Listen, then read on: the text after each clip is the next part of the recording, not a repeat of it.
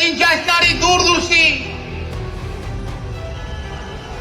त्यांच्या दूरदृष्टीमुळे तुम्ही पाहता मॅट्रो सारखी सगळ्या गोष्टी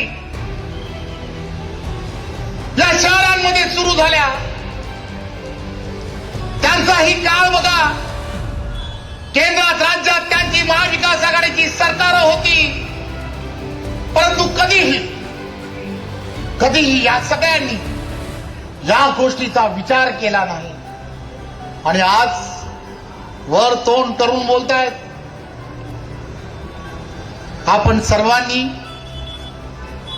भारतीय जनता पार्टीच्या कार्यकर्त्यांची एक शक्ती आहे. बूथ लेवलवरती तुम्ही आणि आम्ही सर्वजण हजारो कार्यकर्ते आहेत की जो विचार करतायत की गेली वर्षानुवर्ष तुम्ही आणि आम्ही ज्याची प्रतीक्षा करत होतो की त्या अयोध्यामध्ये श्रीरामाचं मंदिर झालं पाहिजे, त्या श्रीरामाचं मंदिर झालं पाहिजे. अयोध्येमध्ये श्रीरामाचं मंदिर पूर्ण झालं आणि त्यावरती भगवाही फडकला. हे कोणी केलंय हे आपण सर्वांनी लक्षात घ्या.